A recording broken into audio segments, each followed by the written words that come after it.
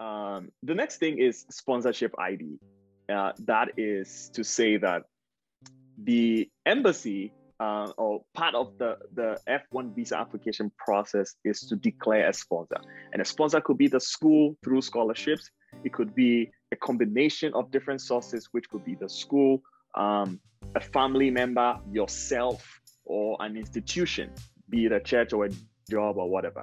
Make sure that you are putting in the right sponsorship information. So if it is your school sponsoring you plus your own personal funds, make sure that that is consistent, because your sponsorship, your sponsor's info should not be different in the form from what it is on your I-20. So make sure that there's a good consistency in that. If it is your uncle or your father, and we'll talk more about that in another slide, but whoever is sponsoring you and whoever's name is on your I-20, make sure that when you're filling that form, you put that correct identity there as well.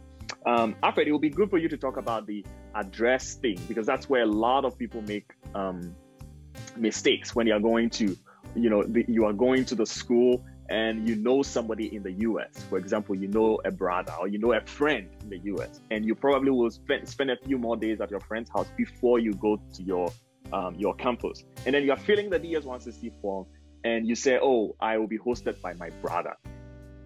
It doesn't make sense. You are going to be hosted by your school. Your primary host is your school. So even if you're going to stay with your uncle, or you're going to stay with your brother or your friend that you know in the US for a while, or even for a semester, or even for a period of time, make sure that you make your school your first and foremost host, because that is where you are coming. They are the ones who invited you. They are the ones who extended you the money that you needed, and they are the main reason why you are in the US. So make sure that that is very clear. It is always important to use your school as your host address. Alfred, you have anything to say about that? Yes, I think over the years, I have seen a lot of people who get their visas rejected because of the DS-160 form.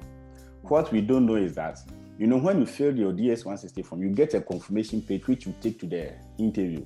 So as soon as you go, that's what the consulars type in, so that it brings in your information. There's a way that the system can flag you red if you fill the DS-160 form wrongly. So always make sure that you use your school as your host. So when you are speaking and the consulars are typing and they are watching on the screen, there are times they try to see if you filled your DS-160 form well. Right. In terms of contact person in the US, the DS-160 form will also ask you for a contact person. On your I-20, there's a specific name from the school, a specific person, officer, whose name and contact and address and all that emails are on the I-20. Make sure that is what you put on your DS-160 form, because you are coming to study. It is important. It is very, very important for you to check on that. The next thing is relatives in the US. In fact, the consulars are interested to know if you have relatives in the US. And this is a little bit, it's very tricky sometimes. And if you have your father, your mother in the US, you cannot lie about it, right? Because that is your primary relative. But in terms of your uncle and your friend and your cousin, there's no need to use them as your relatives. Yeah. And anyone... Or your in-law. Yes, or your in-laws. Yeah, basically I'm sorry, the slide is just messing up. But any distant relative, I don't know. I don't know what other people think, but we think that it's probably not necessary. Like yes. your sister's husband, your sister's husband's friend, or a boss, or those people. They are distant. They are distant. What do you call it? Contacts. And in my opinion, in our opinion, we don't think it necessarily matters to declare those people as relatives. It will be very important for you to declare your brother, your blood brother. It's very important for you to declare your mother, your father, or your wife. Junior brother, or your wife. Those kinds of things are close relatives. But anything outside, like extended family and all of that, or even if it's your legal guardian, yeah, those ones make sense. But anything beyond that, because we see that a lot, Alfred, people would just put in all these extended relationships that they don't even like talk to these people, but just because they know them, they put them in their forms, and it goes a long way against them. And Paul, the other aspect of it is that whoever you put as your relative must be aware that you are putting their details. In fact, it may be that your sister who is in the US is not even here legally.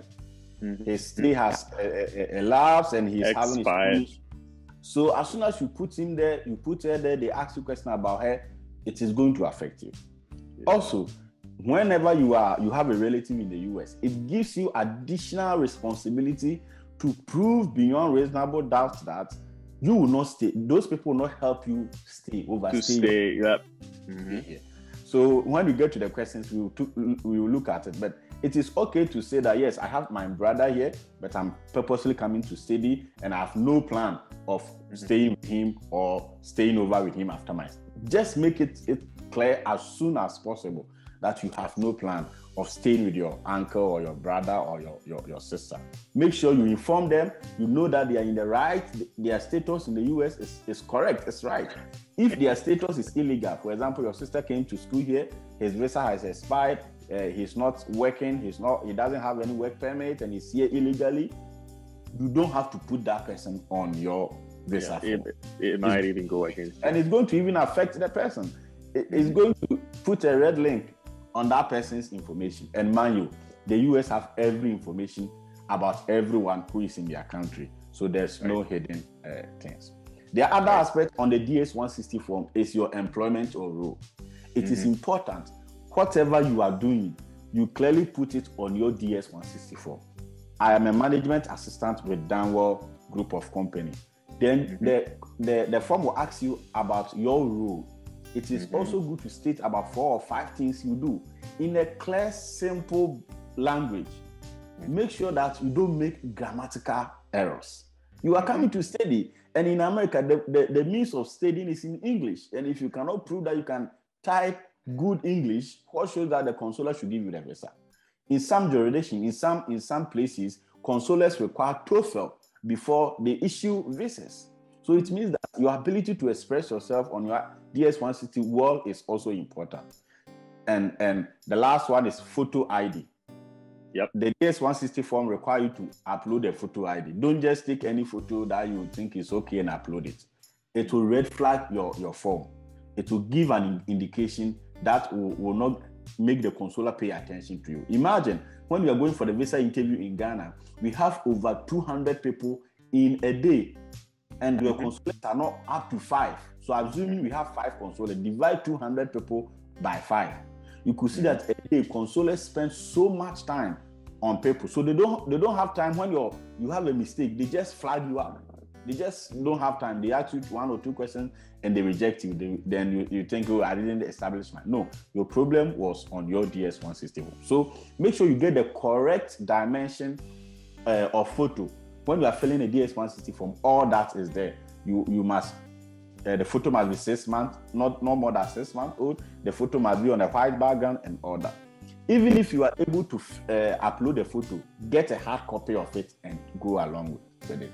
If you are not able to upload the photo, that is fine. You can submit your DS-160 form and go with the hard copy. Finally, on the DS-160 form, make sure that consistency and honesty is important.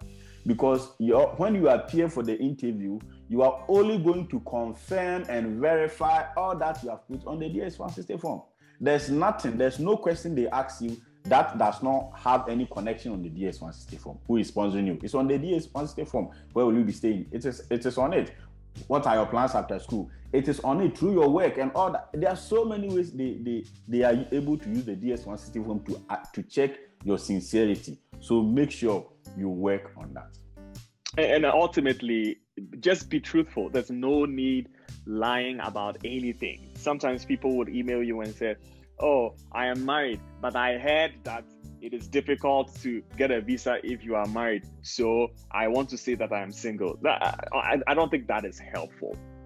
Just be truthful. Just present yourself as who you are. There's no need manipulating your date of birth or any information at all. Just go out there, tell the sincere truth, show that you are passionate about studying, and prove that you are able to take care of yourself and that afterwards you're going to go back home and help. And that's it. That's how basic the process is, right? Let's move on to something else, which often comes up very, very, very, very, very often, I should say, which something we call the three.